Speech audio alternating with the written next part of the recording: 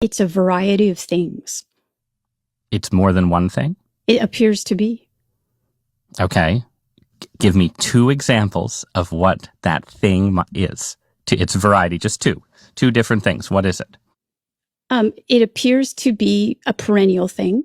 So there appears to be something that interfaces with humans, and has been identified in the various traditional religions. And identified as what? Well, I'm not going to name it because in some traditional religions, it's named in different ways. So it could be bodhisattvas, angels, demons, things like that. Okay, so it's no, that's good. So it is intermediate intelligences between God and human beings, some of whom have our best interests at heart and some of whom don't. And those different religious traditions have protocols for dealing with these. So, right. Okay. So there's that. But that was a yes. You agree. That's part of what you think it is.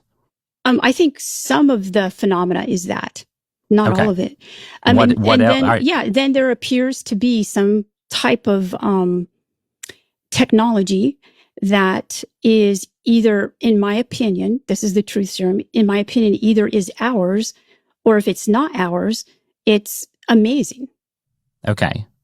And that would, but you think it could be ours. And yes, it could be. So in that theory, just you would have a kind of loop of, on the one hand, authentic experiences that map onto the great religious traditions, and at the same time, some kind of government cover-up or secrecy around remarkable technologies that we aren't aware of.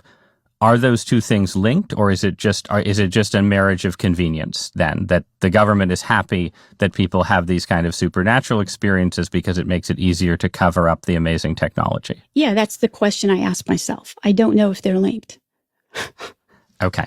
All right. So a last question, because you have been trying to pull me away from the government and back towards the personal experiences and so on.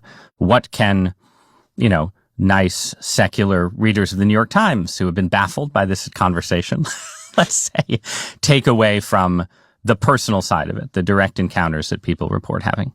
Okay. So I think what's really important is that most of us grew up with and were educated within this worldview, and I call it the Thomas Jefferson worldview. And Thomas Jefferson didn't believe that Jesus was divine. He believed that Jesus was a really good person. And he even went so far as to rewrite the New Testament. And he took out all the references to miracles and all the things that, all the references to angels and demons and exorcisms and healings and things like that. And there was the Jeffersonian Bible. Okay. So I would say that for me, what these experiences did was I had a Jeffersonian worldview. I was a secular Catholic. Okay.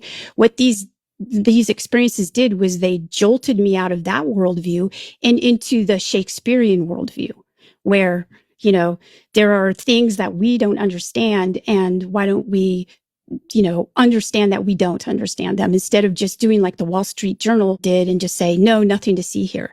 Well, the world and the cosmos is a really beautiful place with a lot of mystery. So that's what I would suggest.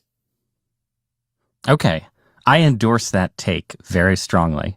I'm going to give you one more chance to tell me who it was who told you they had seen an alien spacecraft and where, because, it's the New York Times. It's an audience of at least dozens, if not millions. Don't you want to be the person who blew the lid off, the secret government conspiracy, Diana? No, I don't aspire to that.